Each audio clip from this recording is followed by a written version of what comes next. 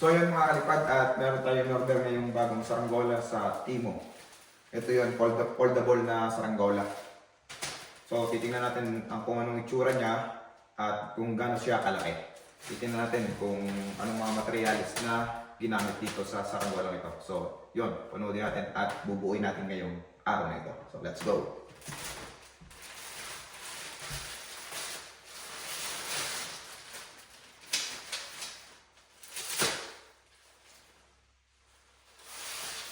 Ito siya oh. Ito yung kanyang pinaka-plastic. Tapos ito yung mga frame niya. Frame. Ito yung framing niya oh. Fiber. Kita nyo ba? Fiber. Parang fiber na mga fishing rod ganun. Yan oh. May maliit. Iwan ko ito pang ulo yata ito. Tapos ito yung suksukan nyo. Meron siyang solid fiber na pang suksukan. Tapos ito yung suksukan nyo. Subukan natin. Buuin natin. At ito yung kanyang pinaka-pabalat. Pinaka-ano nyo. Hindi siya plastic. Ito siya. Kung makikita nyo. Parang sa mga ano ng payong o yung mga tord, parang manipis sa tordang style. So yun, tingnan natin. Bakit na pala nito? Oh! Ako nga. Nasa 4 meter. Yung meter kaya ito. Laki. Ano pala nito? Guys, kung makikita nyo, sobrang laki nito. Makakasulat ko 5'4". So ito mga sumakat ito sa akin ng ano eh. Nagpas pa sa akin ng kalahating dipak. Tingnan natin. Ang laki. Pero ang ganda ng design. Tahi talaga siya. Tapos, ito yung kanyang parasukat pala. Ang dami yung parasukat, naka-built-in na oh. Ang parasukat niya 1, 2, 3, 4, 5, 6. 6 na parasukat. Guys. Bukan natin dito.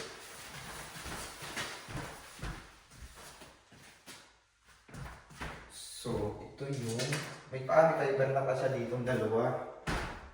May patindig na siya at saka yung supportan sa pakpak, naka-built-in na. Nakakonect na agad sa parasukat. Tapos, ito yung kanyang, ito yung supportan na sa pakpak. Isusok-sok na ganda ito yan. So yun guys, ganito pala. Nagkakakonect pa pala ng ganito. Parang sa mga fishing rod din lang.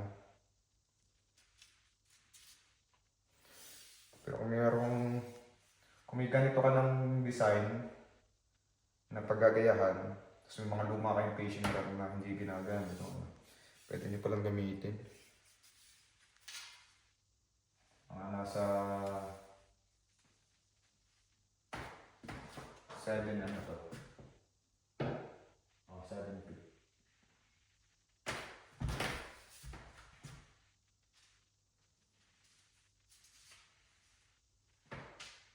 So, nasa 8 ano yata ito?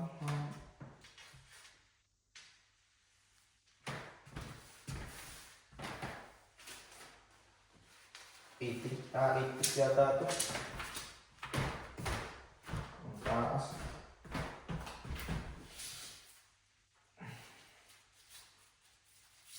Tapos itong suksukan sa Jasha. Ito. Ito yung suksukan niya. Suksukan mismo ng fiber. Makabuilt-in tahi na din. Kung kailangan talaga matibay ito eh. Dito magdadala dyan eh. Yun, ganito pala yun.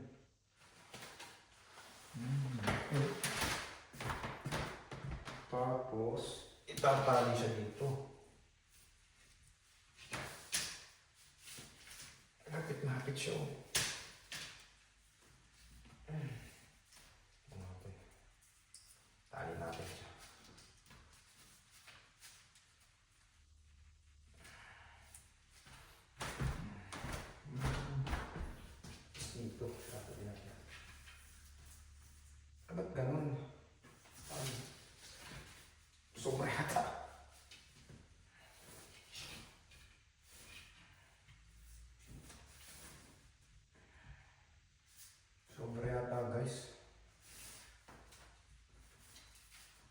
Sobrang haba yata ng kapak.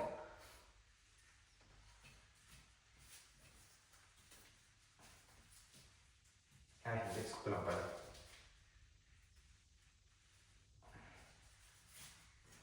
Medyo talaga ng ganyan lang. Tali muna natin ang ayos. Ganyan siya. Kita nyo guys. Naitali ko na siya. Wait. Yan. Dito siya nakasuksok. Tali siya dito. Ito na yung saan yung talian ng parasukat. Tapos ito yung kanyang kadutong haba. Sa 8 feet yata yan.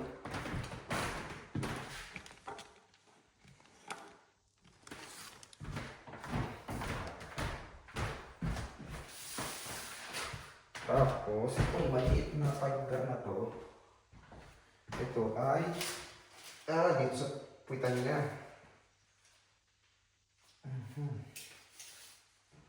Paano ba ang style kaya nito?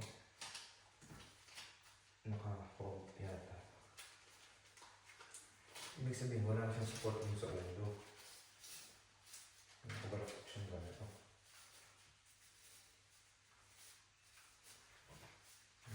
Ayos ah. Ayun, tayo ko.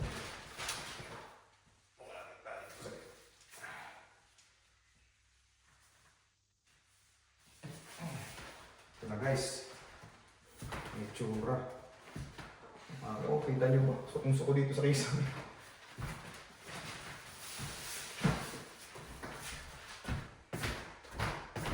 Kita nyo ba guys? Ganda. Ito yung kanyang design, no?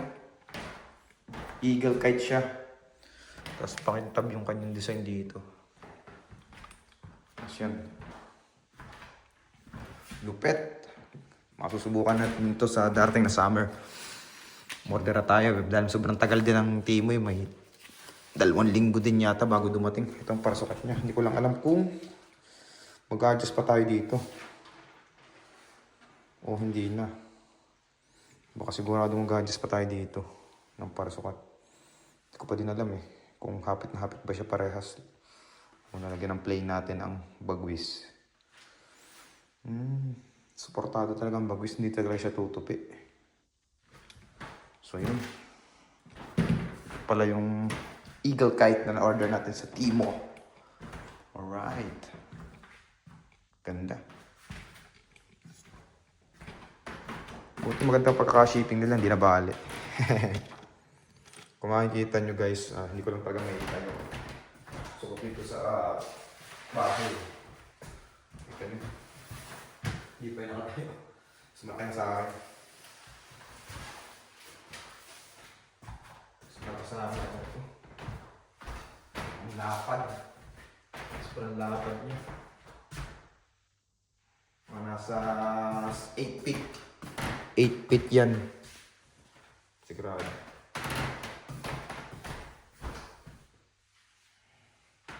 Mag-adjust lang tayo ng kanyang parisukat. Titingnan natin. Pagpapalipa din natin. Makikita natin kung saan ang adjustment lahat ng mangyayari dito para lumipad siya ng ayos. So, yun lang ang ating video for today at maraming salamat sa panonood. Ito yung Eagle Kite. Alright.